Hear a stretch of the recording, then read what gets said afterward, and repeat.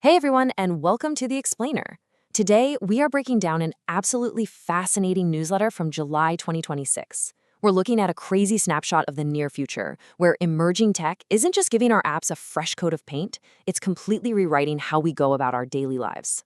The quote that really kicks all of this off says, "Welcome to July 2026. AI, hardware, and crypto are converging." And that's the big takeaway here. We aren't just looking at a few isolated software updates today. We're witnessing a massive interconnected paradigm shift. A seamless web spanning from the software you use to write an email, straight to the physical phone in your pocket, all the way up to the global financial systems that fund the whole shebang. All right, let's dive into our roadmap for today. We're going to cover AI upgrading your workflow, revolutionizing AI content creation, next-gen foldable hardware, politics meeting crypto policy, and finally, we'll wrap it all up with the great tech convergence. First up, Section 1. AI upgrades your workflow, from search tool to autonomous assistant. You know that absolute pain of blindly scrolling through a 50-page PDF on your phone while you're rushing to a meeting, desperately looking for that one specific stat? Well, Ask Gemini is now integrated directly into Google Drive for Android and iOS.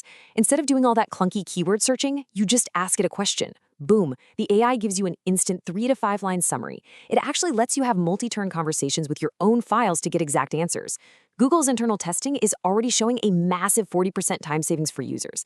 And crucially, if you're working in enterprise, this architecture is totally privacy first, meaning your sensitive files are not being used to train their models.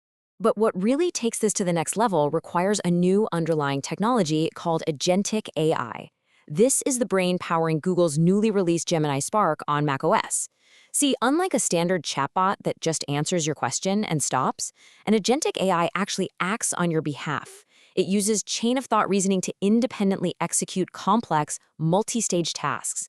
So you don't just ask it for a restaurant recommendation, you ask it to schedule a team lunch, and it'll autonomously draft the emails, find the open calendar slots, and send the invites without you having to hold its hand. The impact this has on businesses is literally massive. Gemini Spark has contextual awareness across your Mac apps, meaning if you're writing an email, it already knows to suggest a highly relevant file from your drive. It handles those multi-stage workflows automatically, all while sticking to strict enterprise security APIs. It's shifting AI from a fun novelty to critical infrastructure.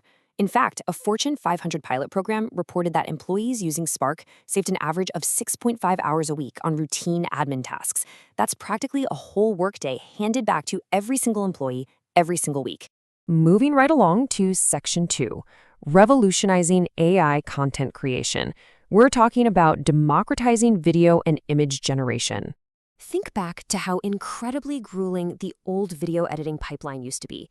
You had to trim your clips in Premiere, move over to After Effects for your animations, jump into Audacity just to mix the audio, then render, and finally export. That's 5 distinct, heavy-duty stages that required highly specialized skills, a bunch of expensive software, and hours, sometimes days of human labor. Well, Google's Gemini OmniFlash completely collapses that entire 5-step pipeline into a single natural language chat.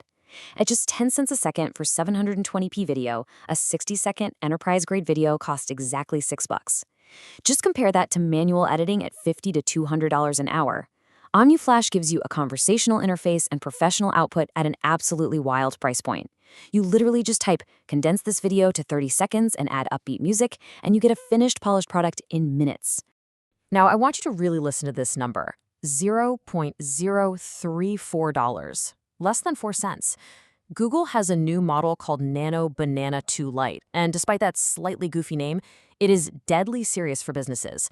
That fraction of a cent is the cost to generate not 1, but 1,000 images, meaning with a tiny $100 budget, a startup could generate around 3 million images. This kind of pricing fundamentally disrupts the stock photography and graphic design markets, turning what used to be a major budget line item into a totally negligible expense. And it isn't just dirt cheap, it is lightning fast. For a standard 1024 by 1024 pixel image, Nano Banana 2 Lite clocks in at just 4 seconds, which vastly outperforms Midjourney V6's 15 seconds. Google manages this using a proprietary distilled diffusion architecture. Plus, it has complex multilingual support, so it can correctly interpret detailed prompts even in languages like Persian. Now, to be fair, it is still in beta, and reviewers have noted some consistency limits with super specific requests, but hitting this trifecta of speed, quality, and cost is just a huge leap forward. All right, Section 3. Next-gen foldable hardware, because we need a physical canvas for all this new AI, right? Over in the hardware space, Samsung is playing a really aggressive game to dominate the late 2026 market. On June 30th, they did something wild. They wiped their entire Instagram account. Thousands of posts from over the years, just gone. Then they launched this cryptic New Shape, New Joy campaign. They basically hit the restart button on their social media to build a massive wave of hype. So we're expecting teasers on July 5th, the big Unpacked event revealing the Galaxy Z Fold 8 and Flip 8 on July 10th, and pre-orders launching by July 20th. They are sprinting to capture consumer attention and wallet share right now in July, purposefully cutting the line ahead of Apple's traditional September iPhone cycle. So what exactly is this new shape? Well, the Ultra Z Fold 7 was 62mm wide when closed, with an ultra-narrow 23:9 ratio that kind of forced you to unfold the phone just to comfortably reply to a text. The rumored Z Fold 8 bumps that up to 68mm with a wider, roughly 20:9 ratio. Now, I know a 6mm physical change sounds tiny, but it's actually huge. It directly solves the biggest user complaint out there, turning the closed device into a perfectly normal, usable smartphone and saving that massive inner foldable screen for the real heavy lifting, like running Gemini Spark to multitask.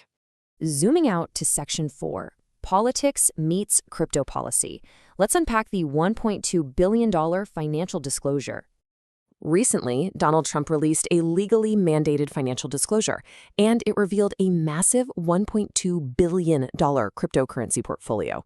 If we break those millions down, we're looking at $535 in consulting revenue, $400 in crypto fund investments, $200 in NFT collections, $50 in Bitcoin, which equals about 600 BTC, and $15 in Ethereum. This gives us some really unprecedented transparency into a major political figure holding highly diversified digital assets. We're talking about involvement not just in Bitcoin, but in decentralized finance protocols, metaverse real estate, and blockchain gaming. Now, this raises a pretty obvious question.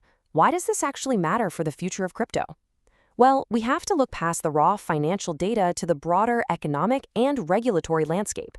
As we get closer to the 2028 election, having a political candidate holding a massive stake in a new digital asset class inevitably shifts the entire national conversation around how that asset class is going to be governed.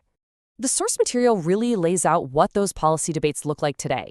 We're seeing a lot of tension between SEC enforcement actions and the push for clear legislative rules.